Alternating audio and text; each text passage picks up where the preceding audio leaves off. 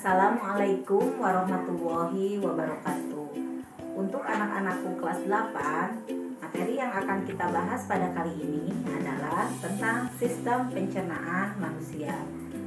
Berbicara pencernaan pasti erat kaitannya dengan makanan. Makanan yang kita makan haruslah mengandung gizi atau nutrisi yang cukup. Apa itu nutrisi? Nutrisi adalah zat yang dibutuhkan makhluk hidup untuk fungsi normal dari sistem tubuh, untuk pertumbuhan dan untuk pemeliharaan kesehatan. Jenis nutrisi ada 6, yaitu karbohidrat, lemak, protein, vitamin, mineral, dan air. Yang pertama, kita akan membahas karbohidrat. Karbohidrat berfungsi sebagai sumber energi utama. Molekul karbohidrat terdiri atas unsur C yaitu karbon, unsur H yaitu hidrogen, dan unsur O yaitu oksigen. 1 gram karbohidrat setara dengan 4,1 kilokalori. Jenis karbohidrat ada 3, yaitu gula. Ini termasuk karbohidrat sederhana. Pati, serat. Pati dan serat termasuk karbohidrat kompleks. Kita lihat contohnya, makanan apa saja yang mengandung karbohidrat. Ini Ibu perlihatkan contoh-contoh makanan yang mengandung karbohidrat. Yang pertama, karbohidrat yang merupakan gula sederhana. Contohnya adalah madu, buah-buahan, susu, dan ini pepaya pun sama mengandung karbohidrat. Yang kedua adalah karbohidrat dari jenis pati. Contohnya adalah umbi-umbian, misalnya kentang, wortel, dan biji-bijian. Karbohidrat dari jenis serat adalah sayur-sayuran dan buah-buahan. Contohnya jagung, bayam.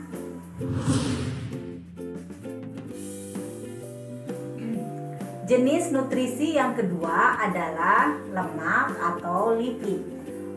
Fungsi lemak berfungsi sebagai sumber energi, pelarut vitamin A, D, E, K, isolator bagi tubuh. Isolator artinya pelindung dari suhu, menjaga kesehatan kulit dan rambut. 1 gram lemak setara dengan 9,3 kilokalori. Lemak yang dicerna akan dipecah menjadi asam lemak dan gliserol. Asam lemak dan gliserol inilah yang sudah bentuk yang sederhana yang sudah bisa diserap oleh tubuh. Lemak berdasarkan sumbernya ada 2, yaitu lemak nabati bersumber dari tumbuh-tumbuhan dan lemak hewani bersumber dari hewan.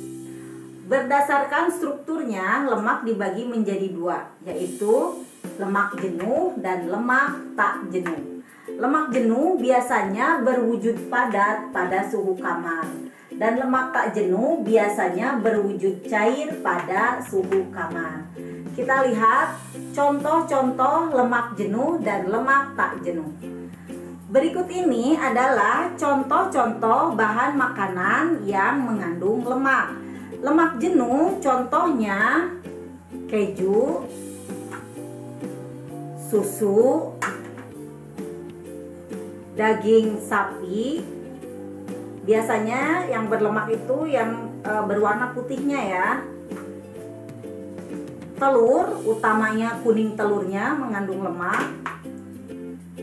Dan minyak kelapa atau minyak sawit.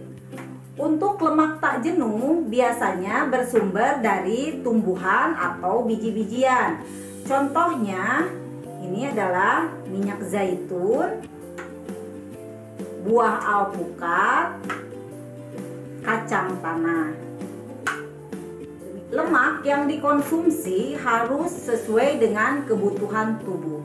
Jika berlebih, maka kelebihan lemak akan disimpan di bawah jaringan kulit. Dan kelebihan lemak juga bisa menyebabkan obesitas. Obesitas bisa menyebabkan gangguan pada jantung dan pembuluh darah.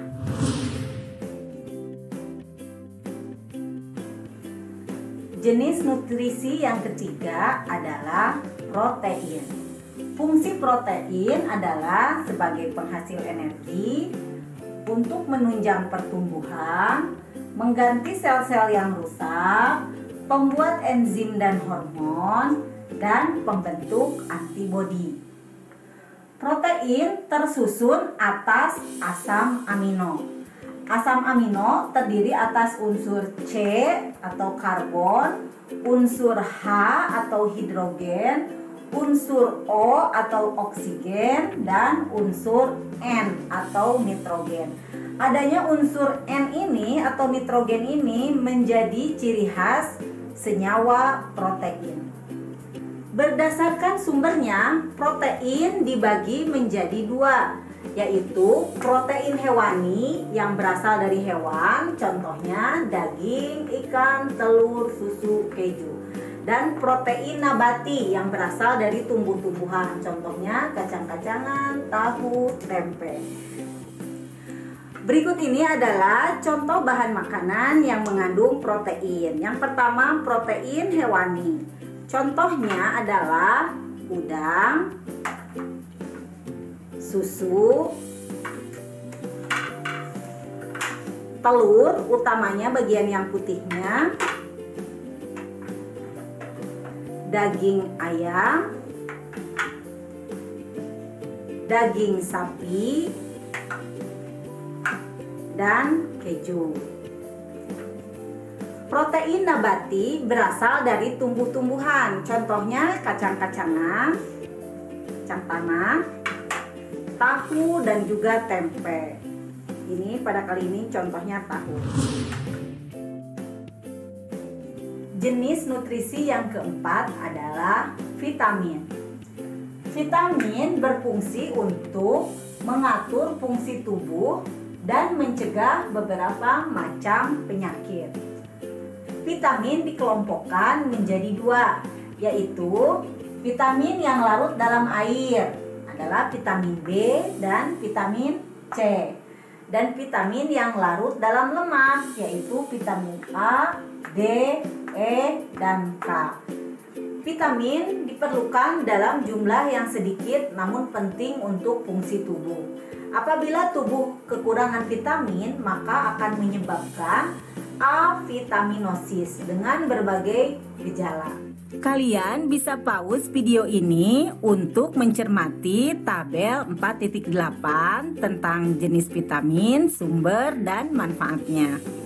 Ini adalah contoh makanan yang mengandung berbagai vitamin. Satu bahan makanan bisa mengandung beberapa vitamin atau nutrisi yang diperlukan oleh tubuh. Jenis nutrisi yang kelima adalah mineral. Mineral bisa kita peroleh dari berbagai sumber bahan makanan. Contoh mineral adalah kalsium, dilambangkan dengan Ca, fosfor dilambangkan dengan huruf P, kalium dilambangkan dengan huruf K, magnesium dilambangkan huruf Mg, natrium dilambangkan dengan huruf Na, besi dilambangkan Fe, iodium dilambangkan I, seng dilambangkan dengan Zn. Diperlukannya dalam jumlah sedikit, namun tetap harus ada karena mineral memiliki beberapa fungsi. Yang pertama, membantu proses pembangunan sel. Yang kedua, membantu berbagai reaksi kimia dalam tubuh. Yang ketiga, mengangkut oksigen ke seluruh tubuh. Dan yang keempat, pembentukan dan pemeliharaan tulang.